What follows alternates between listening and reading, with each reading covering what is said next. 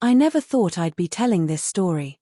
Honestly, even saying it out loud feels dangerous, like I'm pulling back a curtain that should have stayed closed. But sometimes, the things we bury deep down are the very things that consume us. And when they finally surface, they change everything. My name is Ethan. And this is about the night that redefined my life, about the moment when I entered my brother's room and realized I wasn't the same person anymore. But to understand that night, you need to know where it all began. I was 17 the first time I noticed her differently. Her name was Lily. She wasn't really my sister, not by blood. Our parents had married when we were kids. My dad had me from his first marriage, and Lily came from my stepmom's.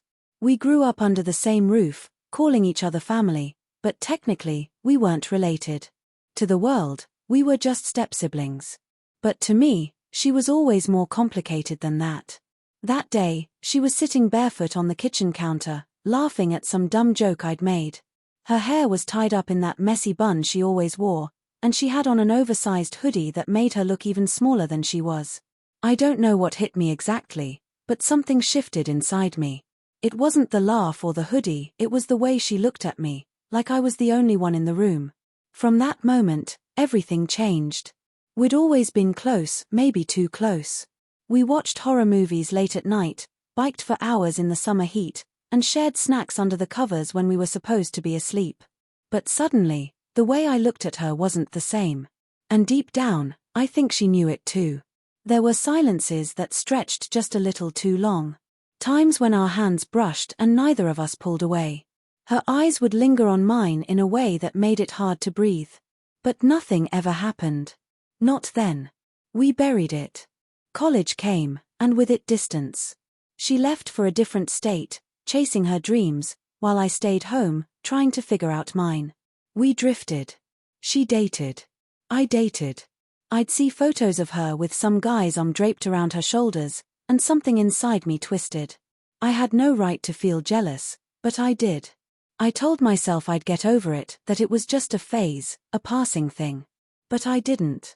Not really. Years passed. Holidays, birthdays, family dinners, it was always polite smiles and hugs that lasted just a second too long. The tension never left. If anything, it only grew stronger. It was like standing at the edge of a cliff, always wondering what would happen if I just let myself jump. Then I got engaged. Her name was Rachel. She was kind, steady, the sort of person who made sense in every practical way. My family adored her. Lily congratulated me, hugged me, and smiled like she meant it. But her eyes, those eyes told another story. Something cracked in that moment, though she never said a word. She RSVP'd late to the wedding, said she'd try to make it. A part of me hoped she wouldn't. Another part only wanted her there. She arrived the night before. The house was chaos, relatives everywhere, voices echoing through every room. And then she walked in. Lily. Same soft presence, same quiet smile. Just a single, hey. And suddenly, I was 17 again, standing in the kitchen watching her laugh on the counter. That evening, I tried to avoid her. I stayed surrounded by people, but all I could feel was her gaze. Later, when the noise finally thinned, I got her text. I need to talk to you. Alone. No emojis. No explanation. Just those words. My heart raced. I typed back, come up. Minutes later, I heard footsteps. A soft knock. And then she was there, standing in the doorway of my room. The house around us buzzed with life, but inside that room, the air was thick, silent, charged. We didn't touch. We barely spoke. But something passed between us, something heavy, something we'd been running from for years. The next morning, I got dressed early. I needed space, needed to breathe. I was in a back room adjusting my shirt when she walked in with a tray of tea. She froze when she saw me half-dressed, but she didn't look away. And I didn't cover up. She set the tray down slowly, her eyes never leaving mine. No words. No contact. Yet it felt more intimate than anything I'd ever shared with anyone else. Later, Rachel noticed the exhaustion in my face. You look tired, she said. I kissed her forehead and whispered, just nerves. She believed me. I almost believed myself. But inside, something was unraveling. That night, I went to bed early, or at least, I tried. Every time I closed my eyes, it wasn't Rachel I saw. It was Lily. Just past midnight, I heard a knock. Soft. Familiar. I didn't ask who it was.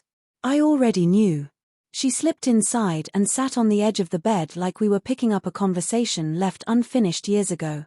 I stayed standing, trying to hold myself together. "You're really getting married?" she asked. "Yeah," I said.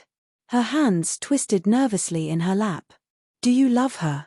I hesitated. "She's good to me. She makes sense." "That's not what I asked." Her voice was soft, but it cut deep. She didn't press, though. Instead, she looked at me again, eyes shining. "Do you ever think about us?" "All the time," I admitted. "Then why didn't you ever say anything?" "You were gone," I said. "I thought you were happy." She shook her head. "I wasn't."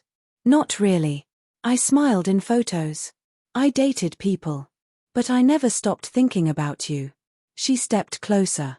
So close I could see the tremble in her lips, the hesitation in her breath. I whispered, "What do you want from me?" "Nothing," she said. "Just the truth." I didn't plan it. I didn't even think. I just leaned in. And our lips met. It wasn't lust. It wasn't some reckless mistake. It was everything we'd buried, everything we'd left unsaid. She pulled away first, tears in her eyes. "We can't do this." "I know," I whispered. But I didn't let go of her hand.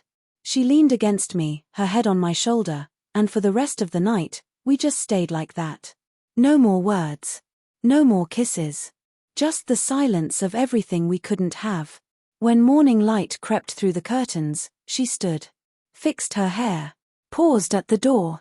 "I'm sorry," she said. "Don't be," I replied. She looked back one last time.